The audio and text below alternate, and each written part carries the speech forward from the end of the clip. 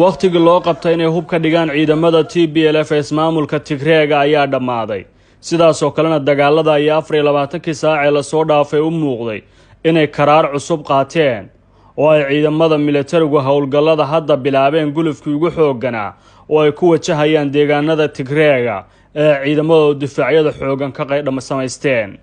in ka badan 20 diyaaradaha dagaalka ayaa maanta mid aan laga ladin ka dhigay deegaanada ay dhinacyadu ku hardamayaan magaalada caasimadda waa ismaamulka gobolka waqooyi ee Tigreega ee Maqale oo hadda u muuqata bartilmaameedyada weerarada fargeesoodka uga socda ayaa martigelisay duqeyntii ugu badnayd oo maanta la beegsaday wariye ka tirsan BBC-da qaybteeda Tigreega oo ku sugan magaalada Maqale ayaa tabiyay in la arkay in ka badan 10 goobood oo ay garaaceen diyaaradaha dagaalka Itoobiya waxaa ku jira xarun booliis gaara aagaarka xarunta ismaamulka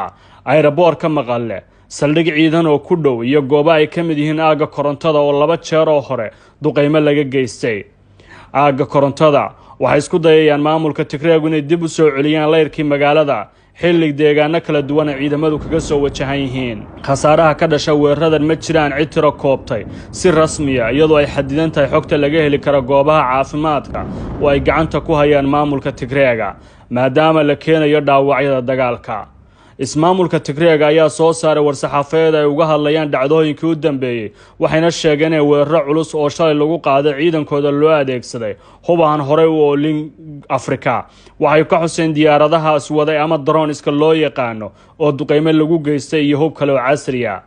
hadda awoodda kooxda ayaa u muuqata inay ka baxeen deegaano muhiima si buuxda gaar ahaan aaga xuduudaha oo marino muhiima u ahaa laakiin dagaalka ugu adag ayay ku galayaan goobaha aadka ugu dhow magaalada Maqale sababtuna waa inay doonayaan inay difaaciyaan saldhigyadooda ciidan khabiirada military oo ka mid yahay General Dolaal Xalxaali oo ka mid ah khubarada ciidamadii xoogga dalka Soomaaliyeed kuna sugan magaalada Jigjiga ayaa u sheegay warbaahinta caalamiga inuu hadda bilow yahay dagaalku Dolaal ayaa aaminsan in dagaalka hadda ka socda gobolka uusan ahayn dagaal rasmi ah maadaama dagaalkaas uu dhexeeyo kaliya ciidamada militariga federaalka ee fadhigoodu yahay gobolkaas iyo kuwa maamulka ee xuduudaha jooga taasoo meesha ka saaraysa in hadda la saadaaliyo awoodda dhinacyada generaalku wuxuu sheegay in militarigii ugu horreeyay hadda isku diyaarinayaan gulufka dagaalka maadaama hore looga soo qaaday deegaano durugsan haddana la howlgelinayo wuxuu tibaaxay inay dagaalamayaan labada dhinacba laakiin ugu dambeynta ay u badan tahay in TPLF meesha laga saaro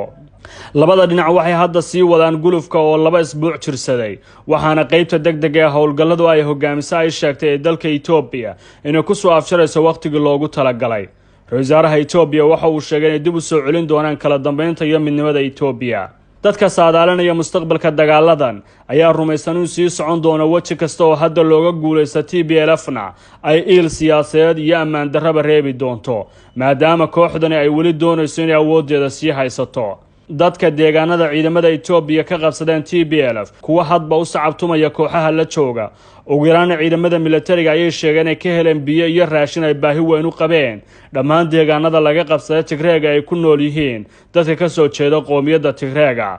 walaacu waa maalmo dheer oo aysan biyo helin iyo adeegyada asaasiga ahna weli ay yihiin kuwa maqan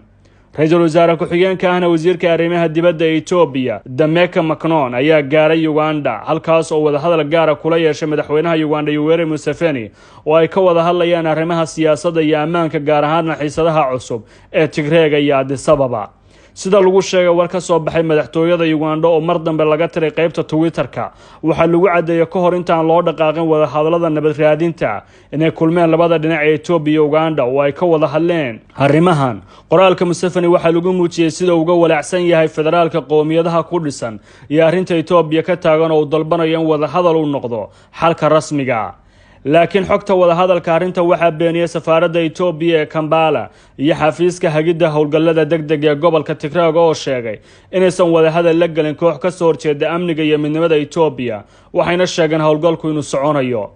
dagaalka warbaahinta ee labada dhinac ayaa sii kordhaya waxayna soo kula gudbinayaan xogo ay u muuqato inay ku tartamayaan iyadoo waliba dhanka Tigreega khadka internetku aad ugu liito aysan awood badan u lahayn inay durba soo gudbiyaan warka ay doonayaan haddana TV-ga TPLF waxa uu baahiyay dhinacooda maanta muuqaalo ay ku muujiyeen in maxaabiis dagaal ay ka qabteen ciidanka Itoobiya luuqadda Tigreeg oo ay maxaabiistan ku hadlayeen waxay ku sheegeen inay ka mid yihiin ciidanka Eritrea oo lagu khasbay dagaalkan sidaana loogu qabtay furimaha deegaanada Shiraaro iyo Alamta oo hadda ku jira gacanta ciidanka Itoobiya. dhinaca TV-ga dowladda Itoobiya ayaa isna baahiyay muuqaalo muujinaya magaalooyinka laga qabsaday Tigreega iyo gaadiid dagaal ay sheegeen inuu ahaa kii laga qaatay saldhiggii waqooyi oo qaarna dib loo qabsaday qaarna la burburiyay. sidaas oo kale saanad military ayay sheegeen ay qabsadeen ciidanka Itoobiya. shirkadda isgaarsiinta Itoobiya dhawaan qayb ka mid ah laga beeciyay shirkado gaar loo leeyahay ayaa telefoonada gacanta Itoobiya ku diraysa fariimo la doonayo lagu gar istaago ciidamada dalkaas. Brito oo Talaado ah ayaa daqiiqada Chance la siinaya si loo farxad gelin lahaa ciidankan waxayna ka bilaaban doontaa xafiiska ra'iisul wasaaraha Itoobiya oo talaabadan ku dhawaaqay.